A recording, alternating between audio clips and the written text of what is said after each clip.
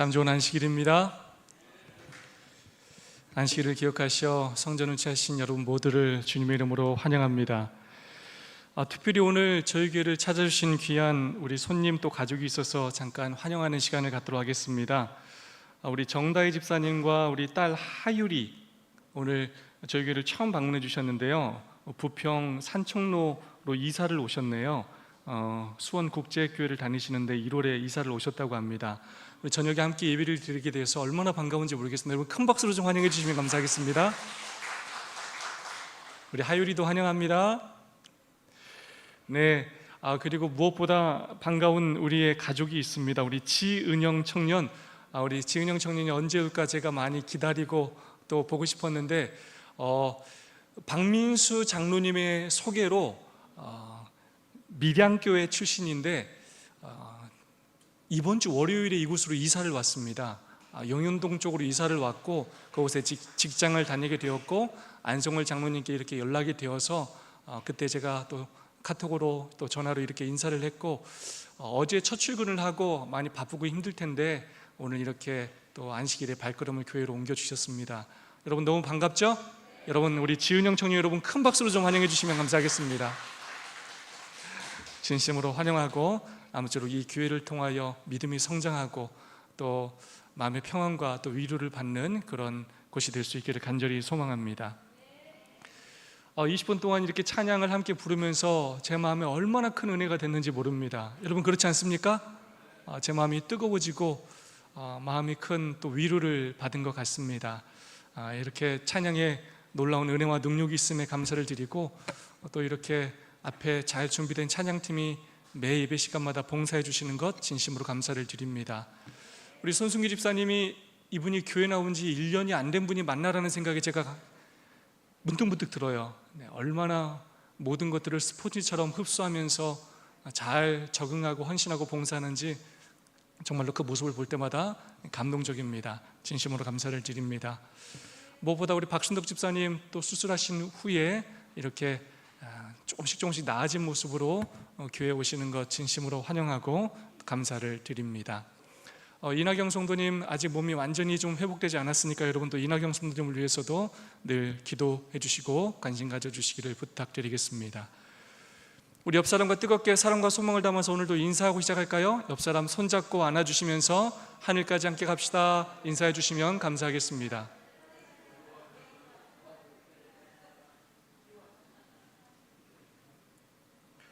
네, 이번 주 TMI 실천해보세요 제안하는 내용입니다. 힘들어 보이는 분에게 문자를 보내세요. 여러분 주변에 말을 안 해도 힘들어 보이는 사람이 눈에 보일 때 있습니까? 네, 있습니다. 말을 하고 싶어도 못하고 이렇게 속으로 꿍꿍 앓는 사람이 있을 수 있습니다. 그때 우리가 할 수 있는 일, 때로 전화를 하기 좀 부담스럽더라도 문자나 카톡을 통해서 우리의 마음을 또 하나님의 위로의 그런 격려의 마음을 전할 수 있는 우리 모두가 되었으면 좋겠습니다. 오늘 돌아가시면 우리 소그룹 가족들 또 우리 믿음의 가족들 또 우리 가족들 중에서 또 힘들어하는 사람이 있는지 여러분 한번 살펴보시고 그 사람들에게 또 응원의 문자, 격려의 문자 그렇게 한 번씩 보낼 수 있는 안식이 되었으면 좋겠습니다. 노숙인들에게 음식을 나누어 주세요. 저희들이 1월 1일 날 떡국 나눠준 거 한 번만으로도 너무나 기분이 좋지 않습니까? 또 보람과 하나님의 사랑을 또 느끼지 않습니까? 주변에 정말로 음식도 먹지 못할 정도로 어려움을 당하는 노숙인들이 또 있을 수 있습니다. 제가 그들을 만났을 때 또 작은 사랑을 베풀 수 있는 우리가 되었으면 좋겠습니다. 무거운 가방을 들어주세요. 혼자 들기 무거운 버거운 그런 사람들이 주변에 있을 때 먼저 다가가서 도와줘도 되냐고 물어보고 또 도울 수 있는 우리 모두가 되었으면 좋겠습니다. 늘 하는 얘기 같은데 정말 시간이 빠르죠?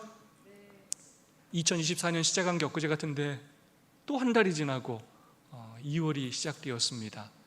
제목 읽어볼까요? 시작! 낯선 땅에서 부르는 여호와의 노래. 자, 우리 교과 다시 한번 다 들어볼까요? 자, 이 시간에는 늘 교과를 먼저 한 번씩 들어보도록 하겠습니다.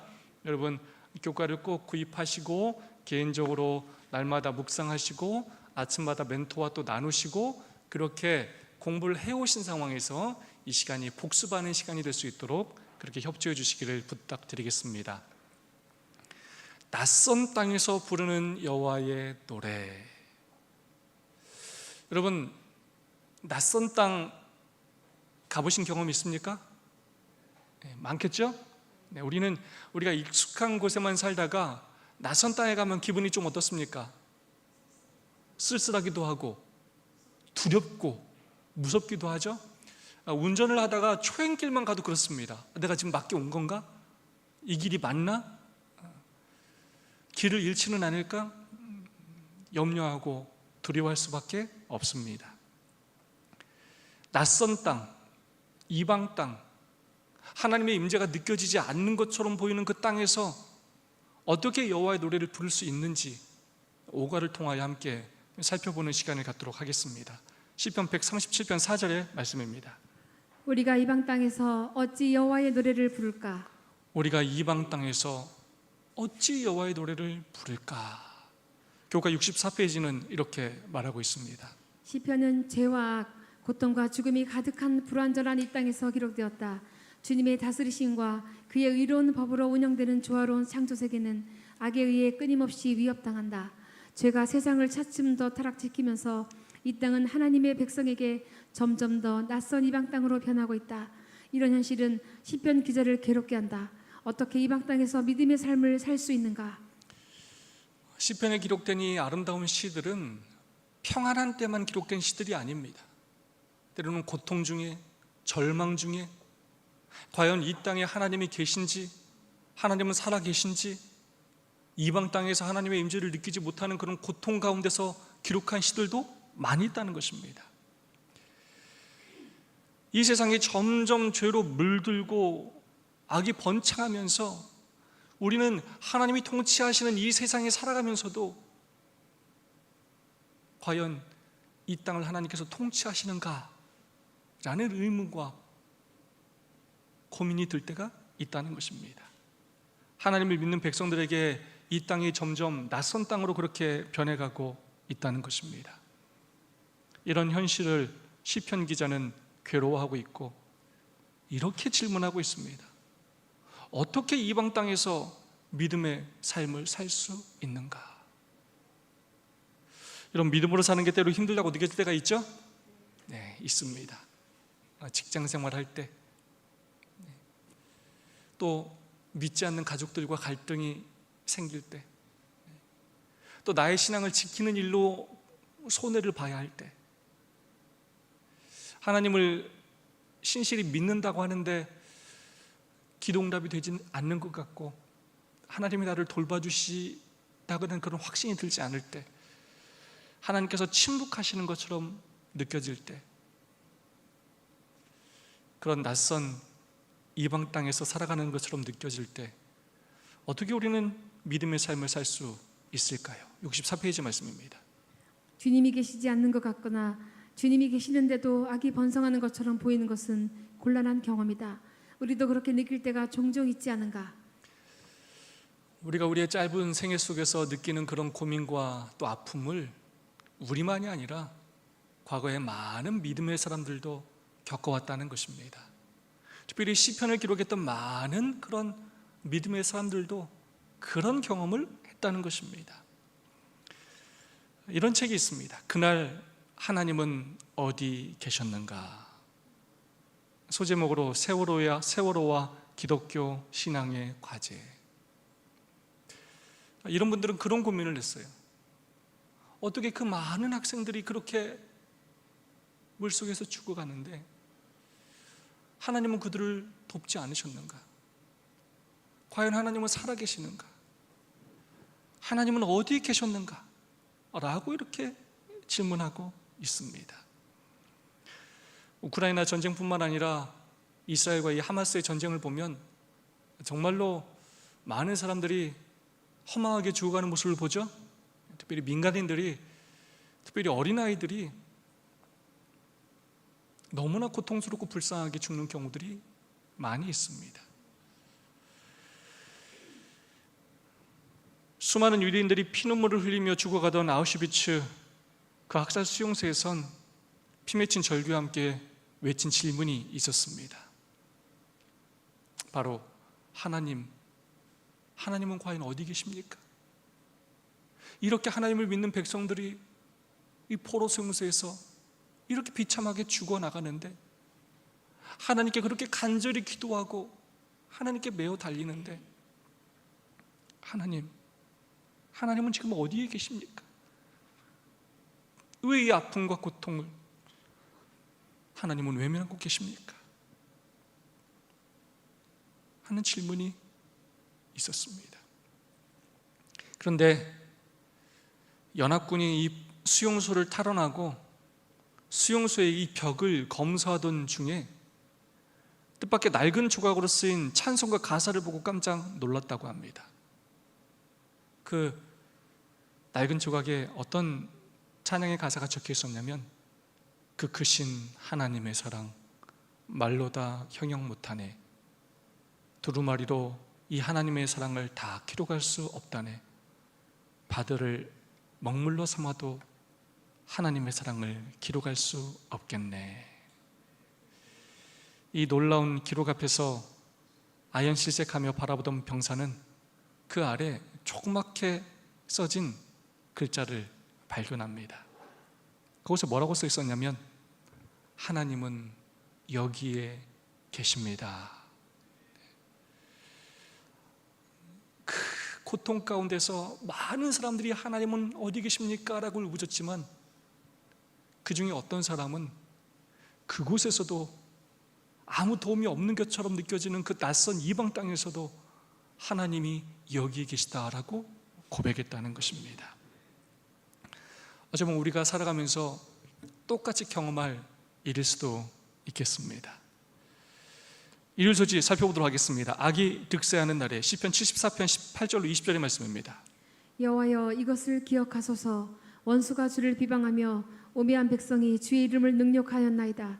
주의 맷비둘기의 생명을 들짐승에게 주지 마시며 주의 가난한 자의 목숨을 영원히 잊지 마소서. 그 언약을 눈여겨보소서. 제목이 중요합니다. 뭐가 득세하는 날이에요? 악이 득세하는 날이에요. 하나님이 통치하시는 세상인데, 하나님이 역사를 주관하시는데, 하나님의 만복의 근원이신데 뭐 하는 것처럼 보인다고요? 악이 득세하는 것처럼 보인다고요. 오히려 하나님의 백성은 복을 받지 못하는 것 같고, 신실하고 정말로 믿음대로 사는 사람은 손해보고 고통당하고 핍박받고 죽는 것처럼 느껴지는데, 오히려 악인은 뭐 하는 것처럼 보인다고요? 잘 먹고 잘 살고 떵떵거리고 의인을 핍박하고 좋은 자리에 앉고 좋은 차를 타고 좋은 집에 살고 세상에서 인정받고 성공하는 것처럼 보일 때가 많다는 것입니다. 원수가 주를 비방하고 우매한 백성이 주의 이름을 능욕한다는 거예요. 니네 하나님 살아계시냐?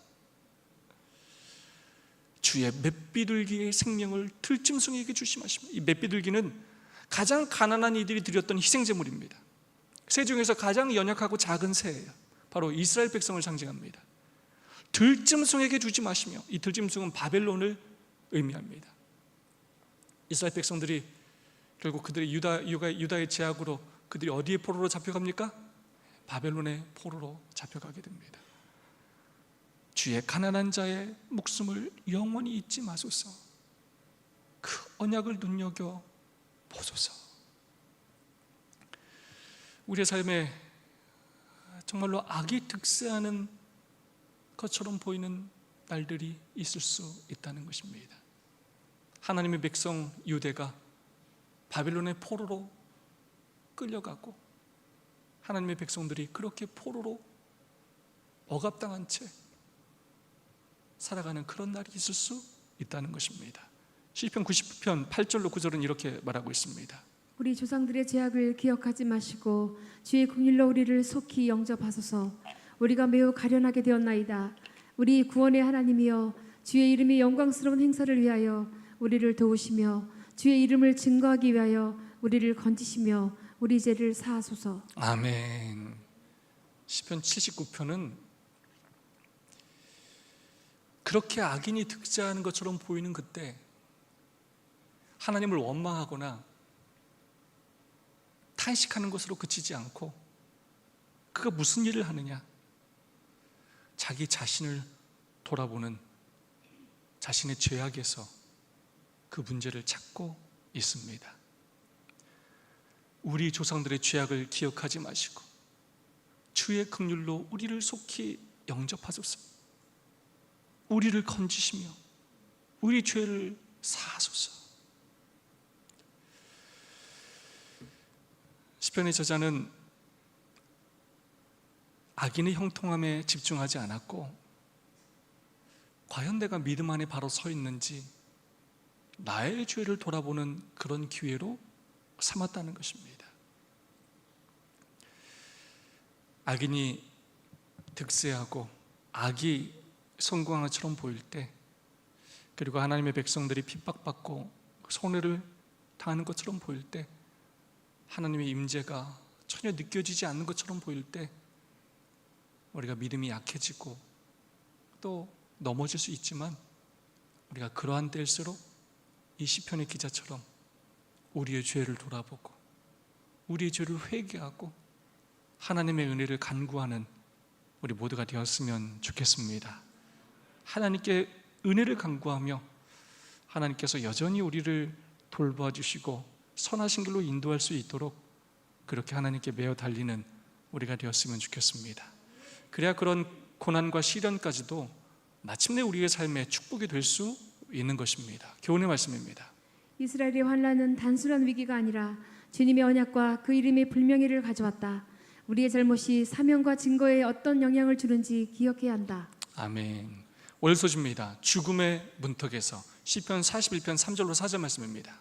여호와께서 그를 병상에서 붙드시고 그가 누워 있을 때마다 그의 병을 고쳐 주시나이다. 내가 말하기를 여호와여 내게 은혜를 베푸소서. 내가 주께 범죄하였사오니 나를 고치소서 하였나이다. 그러고 보니까 이동훈 집사님께서 수술하고 오늘 처음으로 교회로 오셨네요, 그죠? 이동훈 집사님 많이 마르신 것 같습니다. 이동훈 집사님 우리 격려의 박수 한번 부탁드리겠습니다. 고생을 얼마나 하셨는지 모릅니다. 빨리 회복되시기를 기도하겠습니다. 죽음의 문턱에서, 이거 정말 제목만 읽어도 여러분 끔찍하지 않습니까?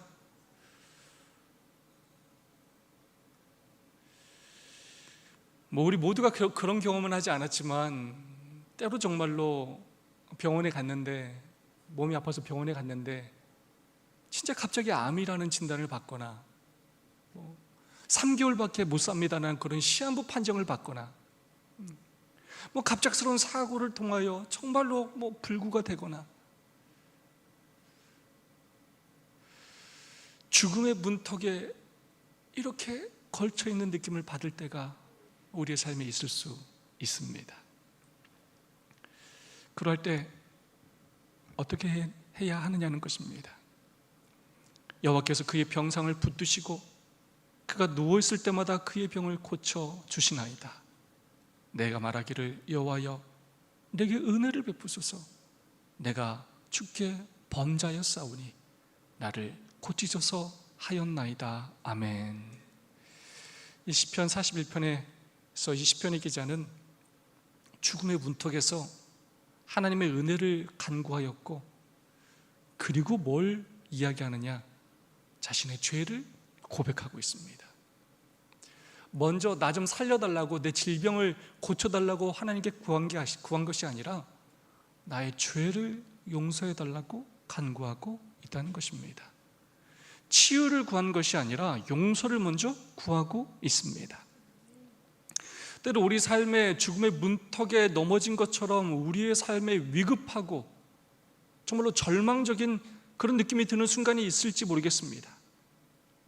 그때 우리가 기억해야 하는 건 단순히 그 상황이 아니라 본질적인 우리의 문제를 살펴봐야 한다는 것입니다. 나의 진짜 문제와 필요는 하나님과의 관계 회복에 있다는 것입니다. 그러한 순간일수록 더 하나님을 간절히 의지하고 나의 죄를 회개해서 하나님께서 나를 통하여 이루시고자 하는 그 뜻을 이룰 수 있도록, 내가 하나님의 그런 도구가 될 수 있도록 그렇게 하나님께 내 자신을 내어 맡기는 우리 모두가 될 수 있기를 간절히 소망합니다. 시편 88편의 말씀입니다. 주께서 나를 깊은 웅덩이와 어두고 음침한 곳에 두셨사오며 주의 노가 나를 심히 누르고 주의 모든 파도가 나를 괴롭게 하셨나이다. 주께서 내가 아는 자를 내게서 멀리 떠나게 하시고 나를 그들에게 가증한 것이 되게 하셨사오니 나는 갇혀서 나갈 수 없게 되었나이다. 이 시편의 기자의 심정이 얼마나 정말로 가슴이 아프고 답답했을지 읽기만 해도 그런 느낌이 들어요. 나를 깊은 웅덩이와 어둡고 음침한 곳에 두셨사오며. 누가 나를 그곳에 두셨다고요? 사탄이요? 주께서. 주의 노가 나를 심히 누르고, 마치 누가 나한테 화내는 것처럼 느껴진다고요? 하나님께서 나에게 화를 내시는 것처럼 느껴지고, 모든 파도가 끊임없이 몰아치지 않습니까? 삶의 모든 일들이 나를 괴롭게 하는 것처럼 느껴지고, 내가 사랑하는 나의 가족들, 친구들, 나의 소중한 가까운 사람들이 내게서 멀리 그렇게 떠나게 하는 것처럼 느껴지고, 그래서 내가 그 웅덩이에서 갇혀서 나갈 수 없는 지경처럼 느껴질 때가 있다는 거예요.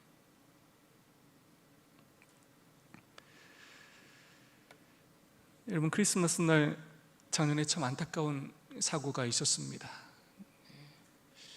도봉구 화재라고 여러분 들어보셨죠? 그때 3층에서 불이 나서 4층으로 불이 번졌고, 그 4층에서 한 가정이 딸아이가 먼저 또 뛰어내리고, 그 엄마가 또 뛰어내리고, 그 아빠가 이제 막내 아이를 안고 뛰어내렸는데 결국 그 아빠가 죽고 말았습니다.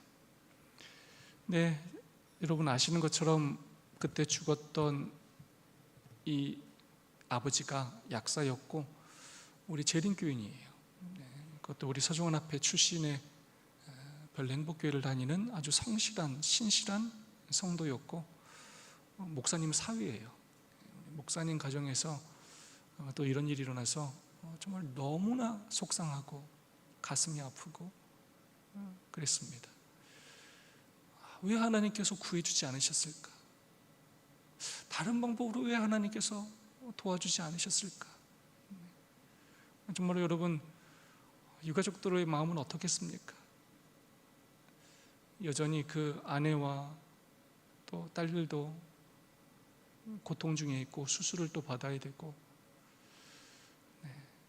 너무나 또 안타깝고 가슴 아픈 일들이 하나님을 믿는 백성들에게 여전히 일어난다는 것입니다. 교훈의 말씀입니다. 시편 기자는 고난 중에도 용서가 먼저 필요한 것을 알았다. 그것이 그분의 주권 한가운데 온 것이면 은혜 또한 주실 것을 믿고 주께 간절히 기도했다.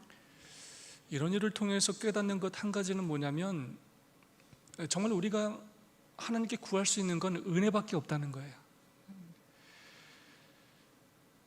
그분의 주권 가운데서 이것이 온 것이면, 여기에도 하나님의 뜻이 있다면 하나님, 남겨진 가족들을 선하신 길로 인도해 달라고, 그렇게 하나님의 은혜를 간구하는 것밖에 없다는 것입니다. 그리고 마침내 우리가 하늘에 가서야 그 가족을 향한 하나님의 섭리를 알 수 있게 될 것입니다. 우리는 하나님의 성품을 신뢰하고 우리를 가장 좋은 길로 인도하신다는 그 하나님을 믿고 또 믿음의 삶을 살아야 하겠습니다. 죄는 고난을, 순종은 치유를 가져옴. 가려뽑은 기별 1번에 있는 말씀입니다. 그리스도의 시련과 고난은 인간에게 하나님의 율법을 범하는 인간의 죄가 얼마나 크다는 것을 느낄 수 있게 하고, 인간으로 그 율법에 대하여 회개하게 하며 순종하게 하고, 또한 그 순종을 통해서 하나님의 간합하심을 받게 한다. 주님께서는 당신의 의를 인간에게 전가하여 하나님께서 인정하시는 도덕적인 수준으로 향상시킴으로 거룩한 율법을 지키려는 인간의 노력이 간합되게 하셨다. 때로는 우리에게 다가오는 고난들이 우리의 죄 때문에 오는 경우들이 많습니다. 그래서 우리는 그런 일이 있을 때마다 우리의 죄를 돌아보고 또 회개하고 또 하나님과의 관계를 바로 회복하는 그런 일을 해야 하겠습니다. 또 때로는 욥처럼 우리의 그런 죄가 아니더라도 하나님께서 우리에게 그런 시련을 허락하실 때가 있습니다. 우리는 그러한 때일지라도 또 우리 자신을 돌아보고 또 간절히 하나님의 은혜를 간구하면서 하나님의 신실하심을 잊지 말아야 하겠습니다. 화요서지입니다. 하나님 어디 계시나요? 시편 41편 1절로 3절의 말씀입니다. 하나님이여 사슴이 시냇물을 찾기에 갈급함 같이 내 영혼이 주를 찾기에 갈급하나이다. 내 영혼이 하나님 곧 살아계시는 하나님을 갈망하나니 내가 어느 때에 나아가서 하나님의 얼굴을 배울까? 사람들이 종일 내게 하는 말이 내 하나님이 어디 있느냐 하오니 내 눈물이 주야로 내 음식이 되었도다.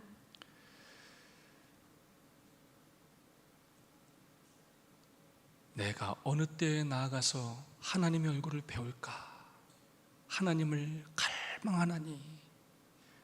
사람들이 종일 내게 하는 말이 야, 네 하나님 어디 있느냐? 야, 너 하나님 어디? 야, 네가 믿는 하나님 어디 있냐? 너 맨날 안식일에 교회 갔잖아. 너 안식일 지킨다고 직장에서 월급도 안 받았고 조금 받았지? 너 군대에서도 감옥 갔었지? 야, 근데 네 하나님 어디 있냐? 너 왜 이렇게 일이 안 풀리냐? 야, 뭐하러 하나님 믿냐?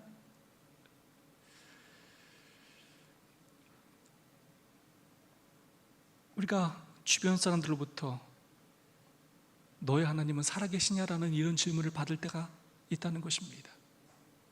그래서 정말 하나님이 어디 계신지 사슴이 시냇물을 찾기에 갈급한 것 같이 그렇게 간절한 마음으로 하나님을 갈급하는 그런 마음을 가질 때가 우리에게 있다는 것입니다. 시편 27편 9절입니다. 주의 얼굴을 내게서 숨기지 마시고 주의 종을 노하여 버리지 마소서.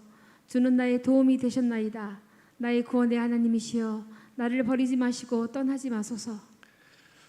우리가 그런 어려운 순간을 당할 때 정말 우리가 할 수 있는 건 하나님의 은혜를 구하는 것밖에 없어요.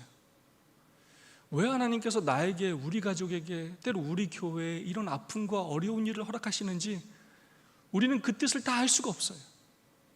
그래서 어쩌면 신앙은 정말로 하나님과 투쟁하는 것입니다. 그러나 여전히 우리가 할 수 있는 건 뭐 하는 거라고요? 하나님의 은혜를 간구하는 것입니다. 우리 연약함을 인정하고 정말로 하나님의 위대하심을 인정하고 하나님께서 우리를 가장 선하신 길로 인도하시도록, 그리고 그 인도하심을 우리가 진심으로 믿게 해달라고 기도하고 의지하는 것뿐입니다. 그만큼 우리는 연약한 존재이고 이 세상은 죄악으로 가득 차 있습니다. 하나님의 뜻은 너무나 높고 커서 우리가 그 뜻을 다 이해하지 못할 때가 많이 있고 감당하지 못할 때도 있습니다. 그러나 우리는 반드시 하나님께서 나를 가장 좋은 길로 인도하신다는 사실을 믿어야 합니다. 제가 아주 좋아하는 찬양 가운데 웨이메이커라는 찬양이 있습니다. 우리말로는 길 만드시는 주라는 아주 유명한 찬양입니다. 그 찬양을 왜 좋아하냐면 이 가사를 제가 너무 좋아해요. 비록 내게 보이지 않아도, 비록 내게 느껴지지 않아도 일하시네 주님, 주는 결코 멈추지 않네. 여러분 감동적이지 않습니까? 우리의 인생에 정말로 하나님이 어디 계신지 보이지 않고 막막한 그런 막힌 길에 도달한 것처럼 보일지라도 우리 하나님은 뭘 만드시는 분이라고요? 길을 만들어 주시는 분이라고요. 내가 느끼지 못해서 그렇지, 내 눈에 보이지 않아서 그렇지, 하나님은 여전히 뭐하고 계시다고요? 나를 위해서 일하고 계시다는 것입니다. 사단이 득세하는 것처럼 보이고 악인이 번창하고 잘되는 것처럼 보이지만 여전히 하나님은 뭐하고 계시다고요? 일하고 계시다는 것입니다. 나를 위한 그 놀라운 구원의 사역을 멈추지 않으신다는 것입니다. 보이지 않고 느끼지 못할 뿐입니다. 그래서 우리는 반드시 하늘에 가봐야 합니다. 가서 하나님께서 그때 어떤 일을 하셨는지, 왜 그것이 가장 좋은 길이었는지, 하나님의 놀라운 섭리와 역사와 은혜를 그제서야 알게 될 것입니다. 그때까지 우리가 할 수 있는 일은 뭐 하는 거라고요? 믿는 것입니다. 하나님의 은혜를 간구하는 것입니다. 교훈의 말씀입니다. 그분이 침묵하시는 것 같은데도 그 침묵이 영원하지 않음을 알기에 고백과 겸손한 간구로 하나님을 찾아야 한다. 그분은 변함없으시며 여전히 함께 하신다. 아멘. 얼마나 감동적인 표현입니까? 침묵하시는 것 같지만 그 침묵이 뭐하지 않다고요? 영원하지 않다고요. 천천만만의 천사와 함께 그분께서 이 땅에 내려오실 것이고 당신의 택하신 백성들을 신원하실 것입니다. 그리고 영생과 함께 상급을 주실 것이고 또 악인은 그에 합당한 또 죄값을 받게 될 것입니다. 수요서집니다. 하나님의 약속은 영구히 패하였는가? 시편 77편의 말씀입니다. 나의 환난 날에 내가 주를 찾았으며 밤에는 내 손을 들고 거들지 아니하였으며 내 영혼이 위로받기를 거절하였도다. 내가 하나님을 생각하고 불안하여 근심하니 내 심령이 상하도다. 주께서 나로 눈을 붙이지 못하게 하시니 내가 괴로워 말할 수 없나이다. 내가 옛날 곧 이전 해를 생각하였사오며 밤에 한 노래 나의 노래를 기억하여 마음에 묵상하며 심령이 궁구하기를 주께서 영원히 버리실까? 다시는 은혜를 베풀지 아니하실까?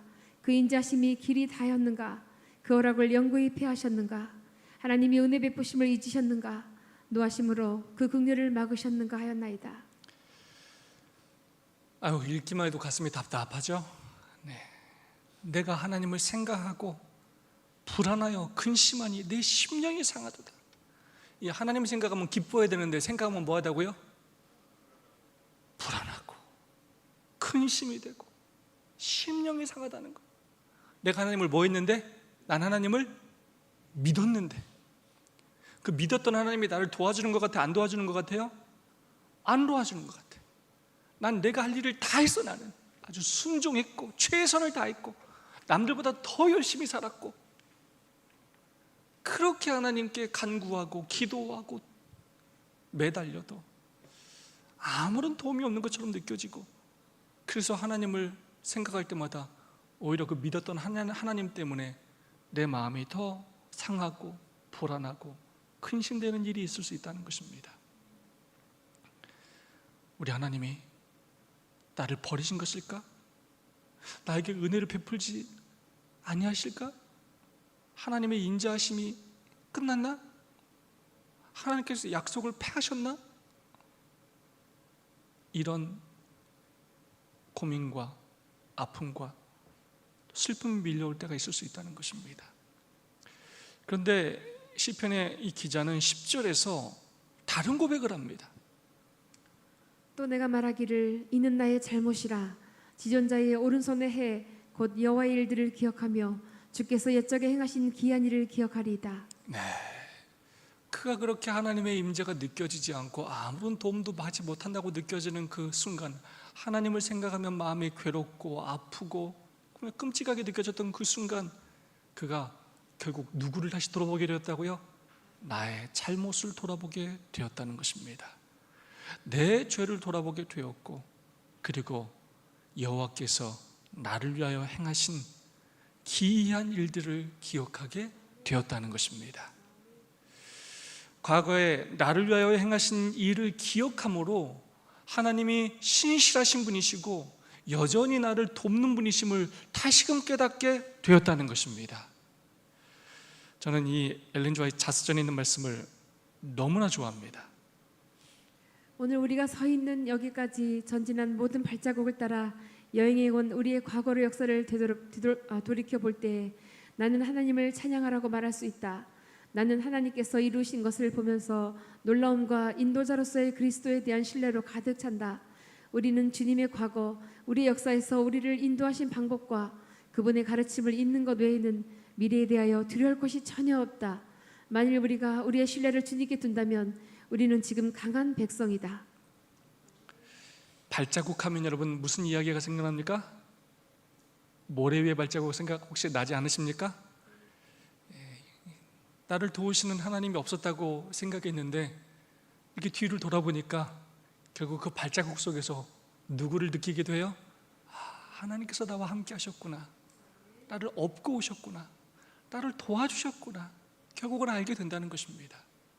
때로 우리의 근심과 염려가 우리의 눈물이 우리의 눈을 가려서 하나님의 임재를 보지 못하고 느끼지 못할 때가 있을 수 있습니다. 그러한 때 우리가 할 수 있는 일은 우리의 죄를 돌아보고 하나님의 은혜와 자비를 구할 뿐만 아니라 어디를 돌아보라고요? 뒤를 돌아보라는 거예요.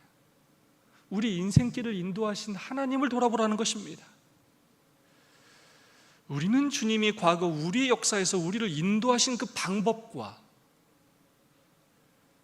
그분의 가르침을 잊는 것 외에는 미래에 대하여 두려워할 것이 전혀 없다는 것입니다.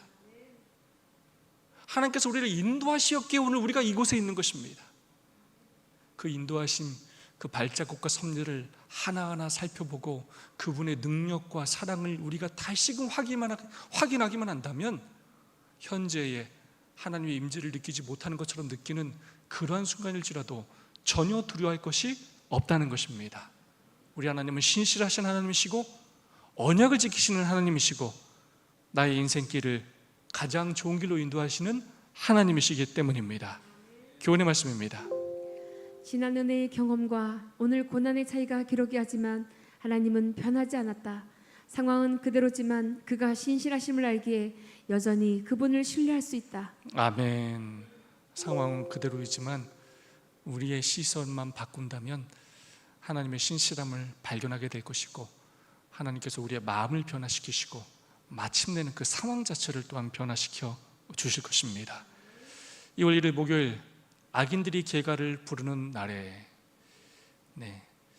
악이 득세하는 날과 아주 비슷합니다. 시편 73편 1절로 11절에 있는 말씀입니다. 하나님이 참으로 이스라엘 중 마음이 청결한 자에게 선을 행하시나 나는 거의 넘어질 뻔하였고 나의 걸음이 미끄러질 뻔하였으니 이는 내가 악인의 형통함을 보고 오만한 자를 질투하였음이로다. 그들은 죽을 때에도 고통이 없고 그 힘이 강건하며 사람들이 당하는 고난이 그들에게는 없고 사람들이 당하는 재앙도 그들에게는 없나니. 다음 말씀입니다. 그러므로 교만이 그들의 목걸이요 강포가 그들의 옷이며 살찜으로 그들의 눈이 솟아나며 그들의 소극은 마음의 소음보다 많으며 그들은 능욕하며 악하게 말하며 높은 데서 거만하게 말하며 그들의 입은 하늘에 두고 그들의 혀는 땅을 두루 다니도다. 그러므로 그의 백성이 이리로 돌아와서 잔이 가득한 물을 다 마시며 말하기를 하나님이 어찌하랴 지존자에게 지식이 있으랴 하는도다. 아이고 참 넘어질 뻔했고 나의 걸음이 미끄러질 뻔했다는 것입니다. 악인의 형통함을 보고 오만한 자를 질투했다는 거예요. 그 악인이 또 그렇게 능욕하고 악하게 말하고 그러면서 또 너희 하나님이 무엇을 아시냐라고 또 비난하고 우리가 살아가면서 그런 경험을 할 수 있다는 것입니다. 그러면서 어떤 느낌이 드냐면 13절로 14절의 말씀입니다. 내가 내 마음을 깨끗하게 하며 내 손을 씻어 무지하다 한 것이 실로 헛되도다. 나는 종일 재앙을 당하며 아침마다 징벌을 받았도다. 내가 믿음대로 산다고 최선을 다하고 하나님의 은혜도 구하고 자비도 구하고 다 했는데 야 그렇게 한 것들까지도 다 헛되구나, 하나님을 믿는 것이 아무 소용이 없구나 라고 느껴질 때가 있다는 것입니다.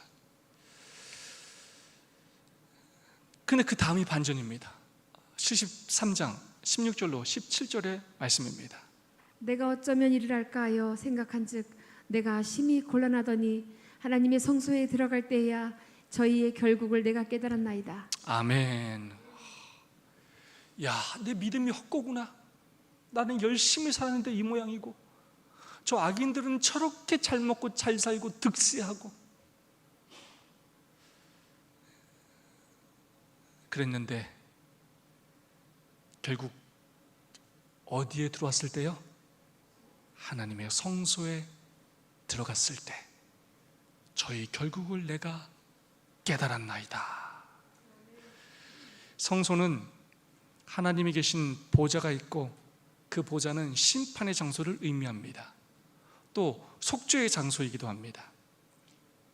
이 시편 기자는 그곳에서 이 세상을 통치하신 하나님의 모습을 보게 됩니다. 또 우리의 죄를 사하시기 위해 자신을 버리신 예수 그리스도를 보게 됩니다. 그러면서 그가 결국은 깨닫게 됩니다. 내가 당한 고통과 아픔보다 우리 하나님과 예수님께서 얼마나 큰 희생과 고통을 치르시고 당하셨는지 내 것과 비교할 수 없이 너무나 큰 희생과 사랑을 보게 됩니다. 그러면서 깨닫게 돼요. 나의 희생과 하나님의 사랑은 비교할 수 없고, 그 다음에 이 모든 것들조차도 하나님께서 선하신 길로 인도하실 것이며 마침내 하나님께서 그 악인을 심판하실 것이라는 것을 깨닫게 되었다는 것입니다. 재림교회 주석은 이 부분에 대하여 이렇게 말하고 있습니다. 시인의 의문들이 성소의 고해함 속에 녹아들었다. 하나님은 그에게 문제에 대한 참 해답을 주었다. 그 중에서도 특히 그는 올바른 견해에서 벗어나 악인들의 형통을 과장시켰었던 것을 깨닫게 되었다. 여러분, 굉장히 중요한 표현이 나옵니다. 우리는 굉장히 과장할 때가 많아요. 우리가 하나님께 받는 축복은 굉장히 작게 생각하고 악인들이 번성하는 것은 굉장히 크게 생각할 때가 많아요. 근데 결국 우리가 성소에 들어왔을 때 그걸 올바로 깨닫는다는 거예요. 악인의 형통을 과장시켰다는 것을 깨닫게 된다는 거예요. 저 사람들이 좋은 차 타고 좋은 집에 살고 막 해외여행 가고 놀러 다니고 그 사람들이 대단히 잘 먹고 잘 산다고 우리가 과장할 때가 많다는 거예요. 누가 더 큰 축복을 받고 살고 있는데? 내가 더 큰 축복을 받고 살고 있는데. 이렇게 하나님께서 나를 지켜주시고 돌봐주시고 먹여주시고 돌보고 계신데 그건 보지 못하고 세속적으로 눈에 보이는 것들로 그들이 더 축복받고 잘 사는 것처럼 생각할 때가 많다는 거예요. 진짜 무엇이 중요하고 진짜 하나님께서 원하시고 바라시는 것이 무엇인지를 놓치고 살 때가 많다는 것입니다. 결국 우리의 인생의 답을 찾기 위해서는 성소를 찾아야 합니다. 성소의 고요함 속에 녹아들어야 합니다. 우리의 관점과 우리의 시선이 우리의 생각이 아니라 하나님의 관점과 하나님의 생각을 깨달아야 합니다. 멀리 볼 줄 알아야 합니다. 보이는 대로 보지 말고 남들이 말하는 대로 믿지 말고 하나님의 음성에 귀를 기울여야 합니다. 하나님의 계획과 뜻을 볼 줄 알아야 합니다. 우리를 향하신 하나님의 큰 그림을 봐야 합니다. 여러분, 이 세상의 삶은 짧습니다. 그러나 우리가 누릴 영생은 끝이 없는 시간입니다. 우리가 장차 누릴 영광은 현재의 고난과 비교할 수가 없습니다. 악인의 형통을 과장시키지 마시고 악인의 형통을 부러워하지 마시고 나를 향하여 베풀어 주신 하나님의 은혜에 늘 감사하시고 그것을 크게 여기시고 그것을 날마다 세는 우리 모두가 되었으면 좋겠습니다. 지금까지 인도하신 그 하나님의 사랑과 은혜를 잊지 마시고 끝까지 믿으시기 바랍니다. 교훈의 말씀입니다. 세상에서 악인들이 득세하는 것처럼 보이지만 만물의 실상은 인간의 논리가 아닌 영적인 통찰력으로 종말까지를 살펴볼 때 바르게 파악할 수 있다. 아멘. 마지막 말씀 다 함께 한번 읽어볼까요? 악인의 길이 형통한 것처럼 보일지라도 때때로 시작. 때때로 악인들의 길이 형통한 것처럼 보인다. 그러나 한 시간이나 한순간이라도 하나님을 잊어버리는 자들은 위험한 길에 놓인다. 그들은 그 위험을 깨닫지 못할 수도 있다. 그러나 그들이 깨닫기 전에 습관은 쇠들과 같이 그들이 길들여온 악에 굴복당하게 한다. 하나님은 그들의 길을 멸하신다. 그러므로 그분의 축복이 그들에게 임하지 않을 것이다. 아멘. 영원한 것은 없습니다. 결국 하나님이 생명이시고 하나님은 하나님의 백성을 축복하십니다. 그 사실을 잊지 마시기 바랍니다. 오늘 시편의 찬양으로 함께 또 은혜 받고 또 우리의 마음에 그렇게 똑같이 시편의 기자와 같은 마음으로 향하게 되기를 간절히 소망합니다. 여러분, 너무나 잘 아시는 찬양입니다. 목마른 사슴 시냇물을 찾기에 라는 찬양 함께 들으면서 은혜를 나누도록 하겠습니다.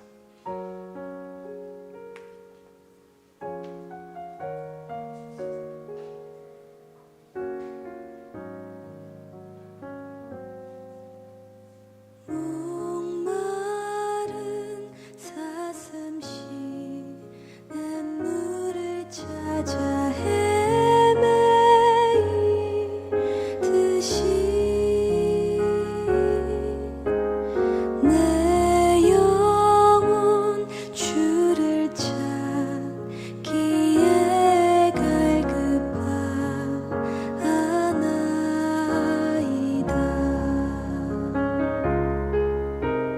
주님만이 나의 힘, 나의 방패, 나의 참 소망, 나의 몸 정성 다 바쳐서 주님 경배합니다.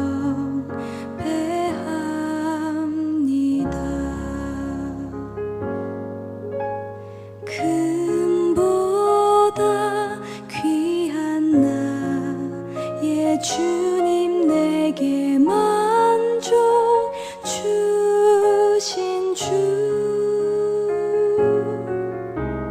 당신만이 나의 기쁨, 또한 나의 참 보배.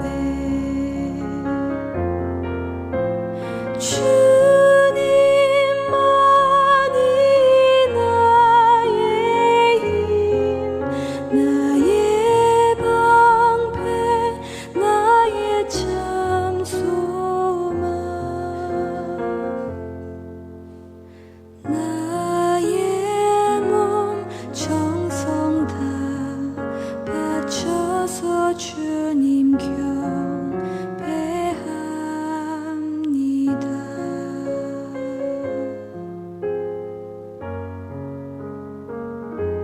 주님 경배합니다.